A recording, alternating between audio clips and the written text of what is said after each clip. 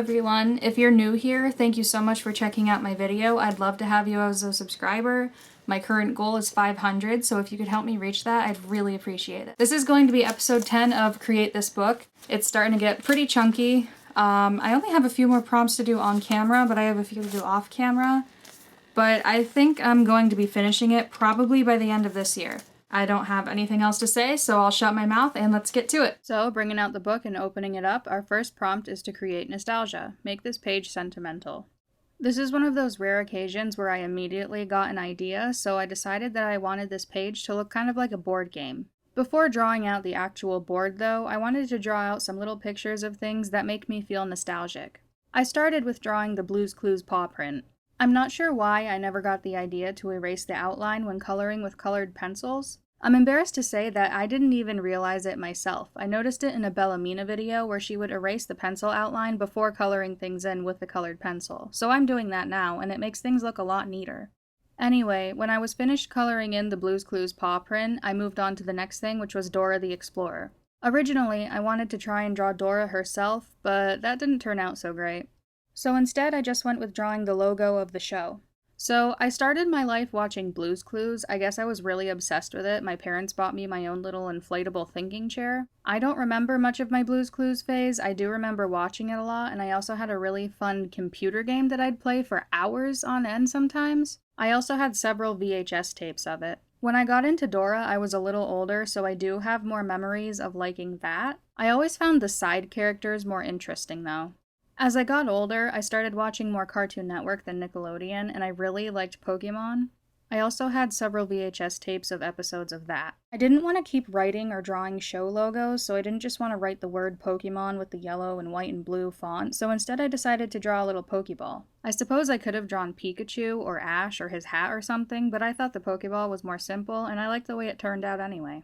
Next, I decided to draw the Scooby-Doo tag. I wanted to draw the Mystery Machine, but that would be hard with colored pencils, especially because I had to keep it small in order to fit it in a board game space. So I figured the next best thing would be Scooby-Doo's collar tag. Again, I know I could have drawn a character from the show, but doing that small with colored pencils is very challenging, so I feel like the dog tag was probably the best way to go. At this point, I started skipping around with phases in my life, so the next thing I drew was the Barbie symbol for BarbieGirls.com.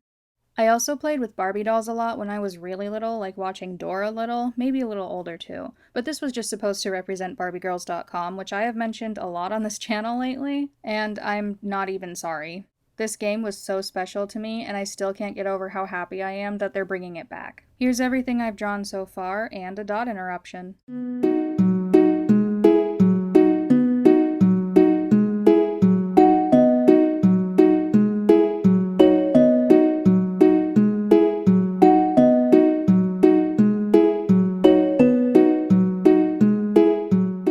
I realized I still had plenty of room after drawing out my game board path, so I printed out these little pictures of Taylor Swift's Fearless album and Justin Bieber's My World 2.0 album, which were practically the soundtracks of 5th grade for me.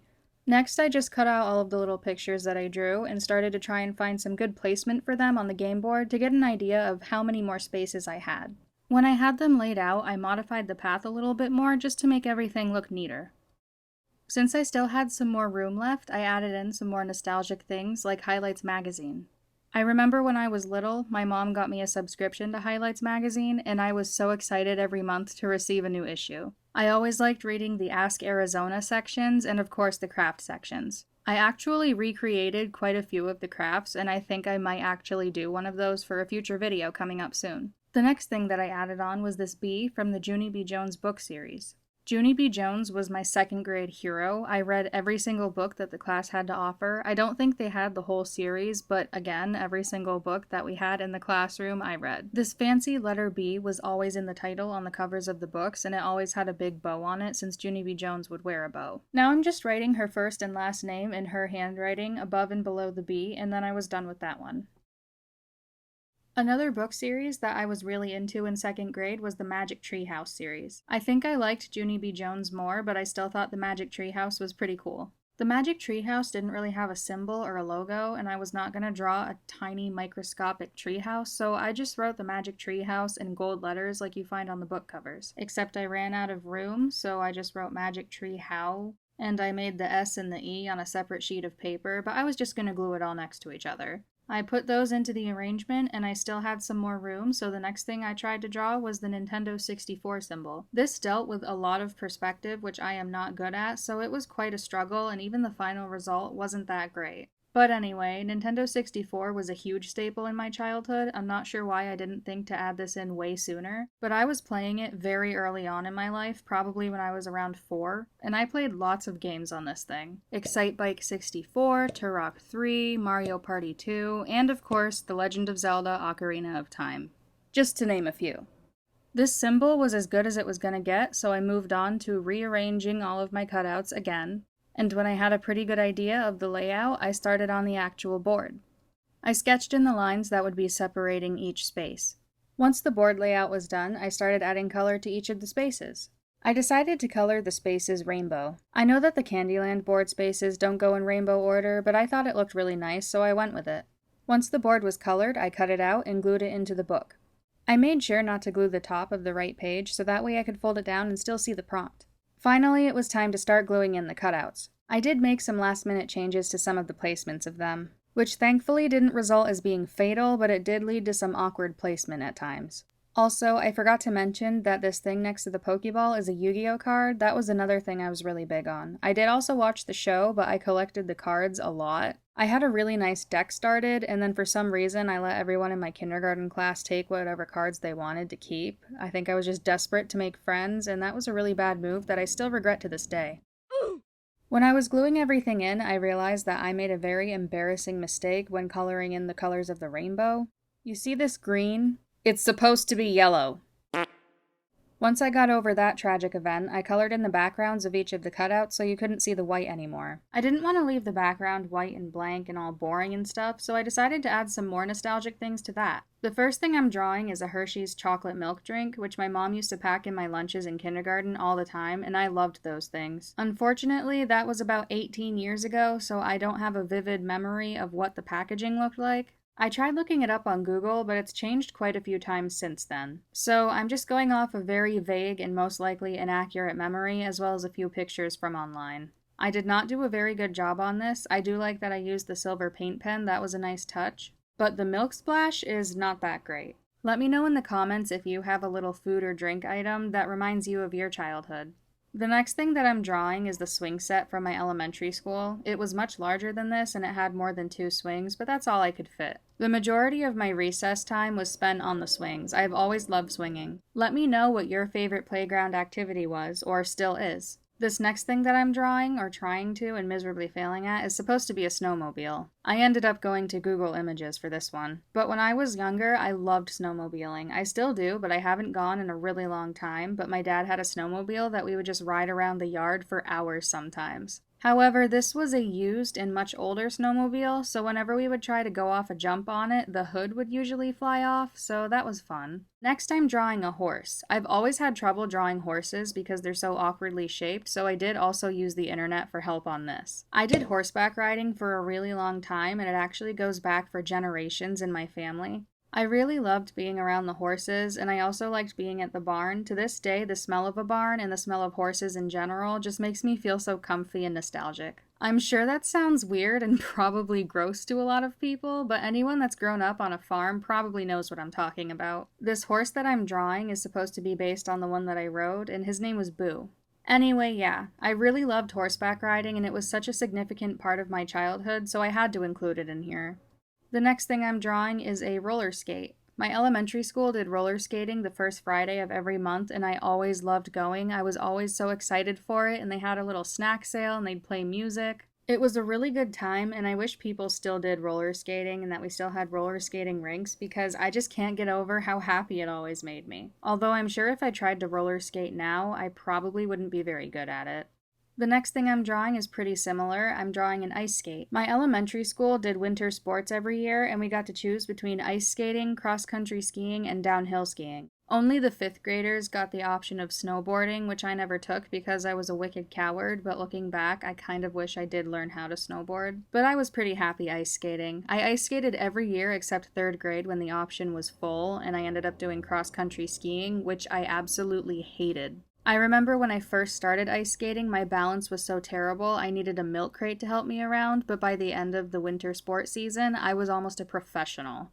Maybe not quite that good, but I could actually skate in figure eights and I could jump and stuff, so I was pretty impressed with myself. I also loved coming back and the whole school getting together in the gym to have hot cocoa. That was a really good time too. The last thing I tried to draw over a bunch of glue, but it didn't work, so I had to draw it on a separate sheet of paper. But the last nostalgic thing I'm making is Christmas time, which was always the highlight of my life in childhood. I loved Christmas, just the vibe of everything, how everything looked, I just loved it all. Even though it's changed since I've grown up, I still love it just as much, and it's still my most favorite time of the year. I decided to have a Christmas tree with presents underneath it to represent it. I know I could have drawn like a wintry scene, but that's not really Christmas, that's just winter, which I also love. It's my most favorite season, but I decided to go with this just because it has a more cozy feel to it.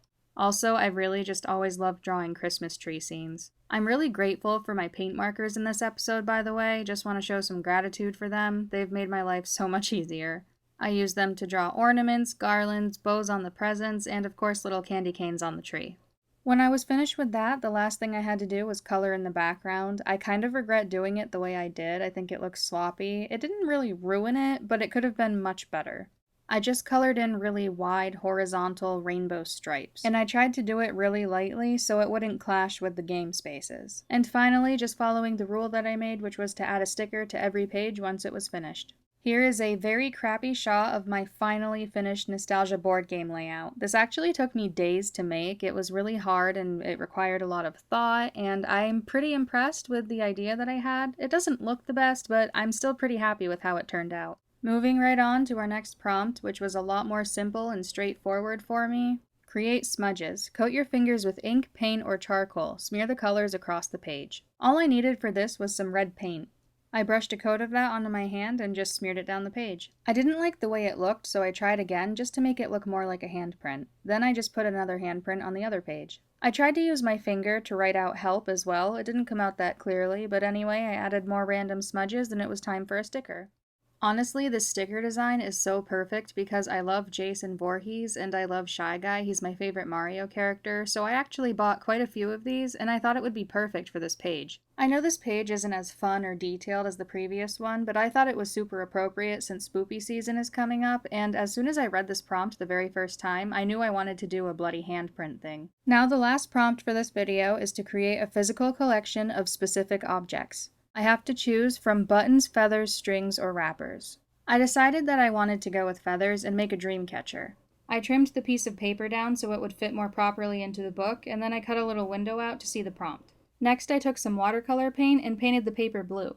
Originally, I wanted this to have a blue sky background, but then I kept thinking about it and I realized that once I added the clouds, it was just going to look like Andy's room from Toy Story. Plus, I started to run out of blue watercolor anyway. So instead I wanted to do a sunset background. I am by no means an expert or even that experienced in watercolor painting, so I just kind of made it up as I went. I pretty much just layered different shades of orange and yellow and tried to make it more orange towards the top and more yellow towards the bottom. The wet spots made me nervous because I was worried that they would dry darker, but once they did dry, it was actually looking really good. The more I looked at this, the more I worried it looked like a bunch of random orange and yellow and not a sunset or even a sky, so I thought adding blue at the bottom to look like the daytime sky would help, but it kind of just ruined it. The optimistic part of me thought maybe it could look like a beach scene, but that's not what I wanted, but I feel like I went too far to go back at this point, so I kind of just stuck with it.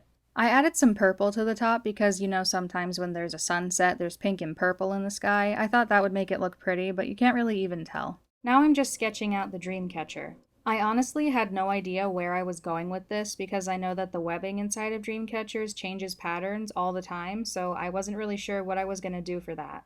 So I just started on the outside of it with the rim and then the strings that the feathers tie to that dangle down from it. And then I started to add some color to it. I didn't like how it was looking, but I was hoping maybe once the color was blended in it would look better, but it didn't really. I also tried to redraw the strings because I wasn't crazy about those. I couldn't decide what kind of pattern I wanted to do for the webbing on the inside. First I tried a flowery looking thing, and then I was trying this star. And then I went back to the flowery pattern and I thought maybe it would look better if I added some beads to it. So I just stuck with that and added some more shading and details, and I thought it would come along eventually. But after I added some color to the strings and then cut it out, I realized that I absolutely despised it, so I crumpled it up, threw it away, and started over. This time I thought I would go with a more simplistic visual and just do a silhouette of a dream catcher. I did start to cut out all of the white spaces with an X-Acto knife, but then I realized that that would take way too long, so instead I just glued it down and painted over it with the orange and yellow watercolors. Then I just went over it with Sharpie again to undo any of the fading that the watercolors caused. After that, I drew on the strings with black Sharpie because I still wanted to keep this a silhouette. I wanted only the feathers to not be in black marker. Next, I took out my giant bag of craft feathers. I tried to choose 5 feathers whose shape and color would go well with the setting. I decided to make a pattern using pastel orange and yellow feathers. I trimmed down any feathers that needed neatening up, and then I glued them down in an arrangement that I thought looked nice. I didn't want the color schemes to blend together too much, so for a pop of color, I put a purple feather in the center.